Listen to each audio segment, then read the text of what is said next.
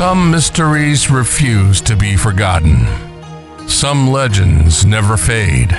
And some conspiracies demand to be uncovered. This is Codename Unknown.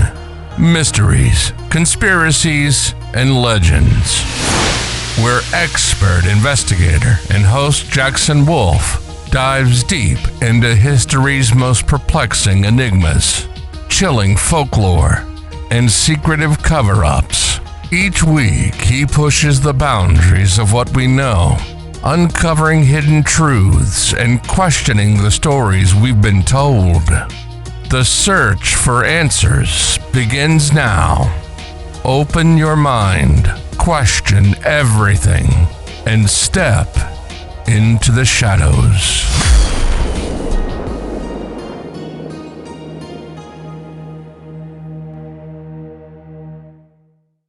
Static breathes. I am turning the dial on a battered shortwave set, and there it is. A thin buzz, steady, indifferent, as if a machine is dreaming. UVB-76, the buzzer, leaking through the night from somewhere near St. Petersburg. Every few minutes, the tone falters, a voice cuts in, a clipped Russian call sign, then the buzz resumes like a heartbeat you were never meant to hear. If you feel a prickle on your neck, that is normal. Radio can sound like a haunting. Tonight, we will separate legend from mechanism and follow the voices in the static to their real and imagined homes. Haunted radio is older than the word paranormal. Early operators told stories of phantom distress calls at sea, faint SOS signals repeating after the ship had sunk. During solar storms and long-distance propagation, echoes would arrive seconds later, as if another world were copying them. In the 20th century, Friedrich Jurgensen recorded bird songs and heard human murmurs between them. Konstantin Raudive amplified that idea, collecting thousands of what he called electronic voice phenomena, brief phrases captured on tape recorders and radios. Their book seeded a modern folklore that technology can pierce the veil and the dead can whisper back. From there grew instrumental transcommunication, or ITC. Practitioners used detuned radios, looping audio feedback and later video snow to invite messages. Some ran 2 recorders at once, seeking agreement between devices. Others used diode detectors and untuned coils to harvest ambient fields. Claims escalated, names, sentences, even phone calls from deceased relatives. A few labs attempted structured sessions, time-stamping questions, and sealing tapes. The results were alluring but rarely reproducible on demand. What ITC did masterfully was aesthetic. It taught listeners to lean into noise, to expect syllables in hiss and flutter, to treat artifacts as intentional signals. Meanwhile, the real world of clandestine radio blossomed. Numbers stations sent eerie sequences in mechanical voices. 1, 7, 4, pause, repeat. The Lincolnshire Poacher opened with a jaunty folk tune, then delivered coded groups believed to serve agents in the field. The Swedish Rhapsody featured a childlike voice counting, later shown to be a synthesized tone. UVB-76 droned for decades with sporadic voice breaks. Most of these make sense as one-time pad traffic or military channel markers. Yet their soundscape, stripped of context, invites paranormal readings. Mystery loves repetition, and repetition without translation feels like ritual. Plenty of natural and engineered effects can imitate hauntings. Ionospheric skip lets signals bounce thousands of kilometers, arriving from impossible directions. Long-delayed echoes, rare but documented, return a transmission seconds later, producing that ghostly doubling. Sunspot cycles modulate the strength of shortwave paths, making voices fade and surge like breathing. Tropospheric ducting bends very high-frequency signals along temperature inversions, extending local stations beyond the horizon. Heterodynes arise when carriers beat together, forming whistles and moans. Intermodulation mixes signals into phantom channels. Dead carriers sound like pure presence, a hiss with weight, asserting that someone, somewhere, is on. Our ears and brains complete the illusion. Auditory pareidolia makes patterns out of noise, turning random bursts into syllables. Priming is powerful. Tell a listener the phrase should be, "Help me," and many will hear it. Expectation bias then reinforces the pattern, and memories grow sharper with retelling. In blind listening tests where participants do not know what to expect, perceived messages often collapse into undecidable mumble. When independent listeners annotate without hints, their transcriptions rarely agree. That gap is not proof against anything supernatural. It is simply a reminder that perception is a co-author of every mystery. Knowing your modes helps. Amplitude modulation, AM, carries voices in variations of signal strength. Mistuning can introduce ghostly bass and whistles.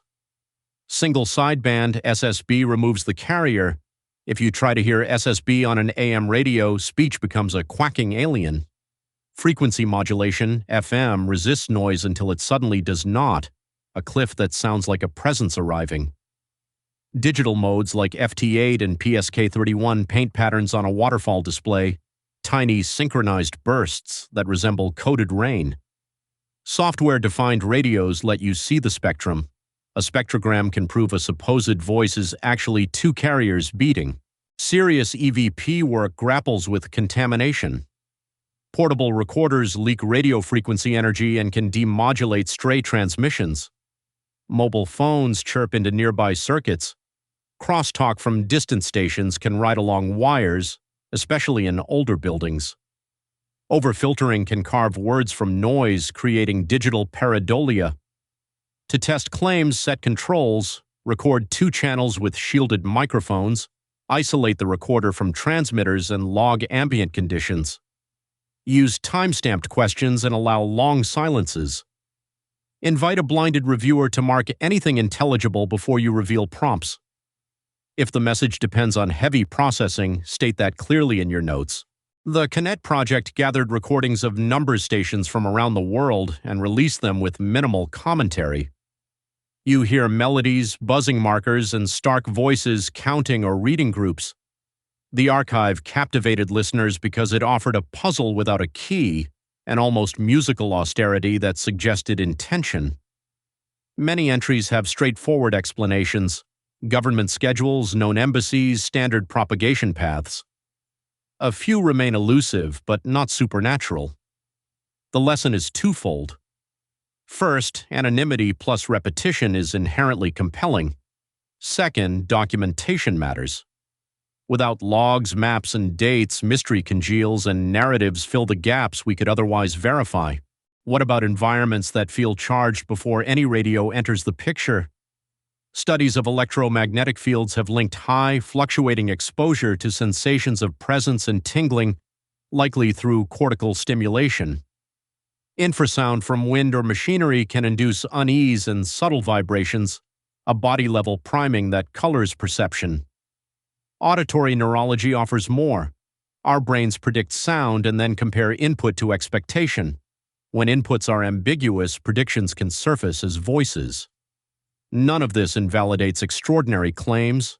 It simply supplies plausible mechanisms that can coexist with belief and gives investigators variables to measure when the air seems to hum. Let us draw a bright line on ethics and law.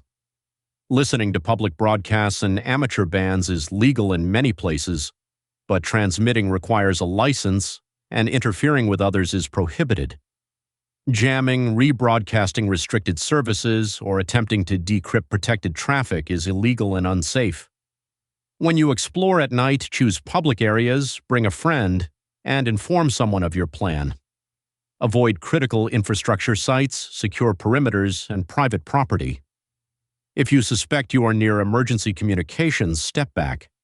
Curiosity should not place anyone at risk. The airwaves are shared space. Treat them with care. If you want to explore responsibly, start simple. A portable shortwave receiver with single sideband will teach you a lot. An inexpensive software-defined radio dongle connected to a laptop or phone opens the spectrum and lets you record. Web-based SDRs allow you to listen through remote antennas when your local noise is high. Learn the bands and times. 40 meters comes alive after sunset, while 15 and 10 meters depend on solar conditions.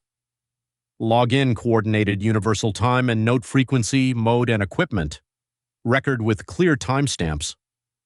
Later, you can compare notes with other listeners and map patterns. Here is a community experiment for our listeners. On a designated Saturday, we will host a coordinated listening night. Between Oro 100 and 0300 UTC, tune across shortwave or use a web SDR. Record a 60-second clip that you find unusual. In your submission, include your location, antenna type, equipment, frequency, mode, and exact UTC timestamp. Do not label what you believe you hear. We will run a blind review with several analysts, including a ham operator, an ionospheric specialist, a parapsychology researcher, and a former signals analyst. We will publish the results and discuss common threads, artifacts, and surprises. To balance belief and skepticism, I use a simple checklist. First, repeatability. Can the sound be captured again under comparable conditions? Second, instrument corroboration. Does an SDR waterfall or a second receiver reveal the same pattern? Third, independent verification. Can listeners who do not know the prompt agree on what they hear? Fourth, archival rigor. Are logs, photos, and settings preserved so another person can reconstruct the scene? When a clip survives those filters, I pay attention. When it fails, I still value it as a story of human pattern making, a clue to how meaning emerges from noise. As our dial drifts back to silence, I keep thinking about why this myth endures. Radios are literal translators of invisible weather, and we crave stories that tame that chaos.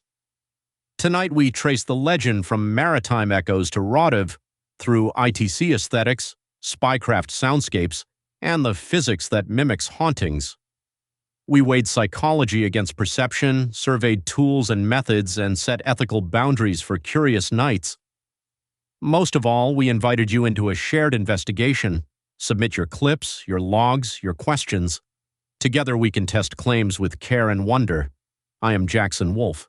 Stay curious and keep listening to the spaces between the stations. You've been listening to Codename Unknown, Mysteries, Conspiracies, and Legends. The search for answers never stops, and the truth is always waiting to be uncovered. If you enjoyed the journey, subscribe to us, and don't miss what's next. Until next time, stay curious and keep questioning everything.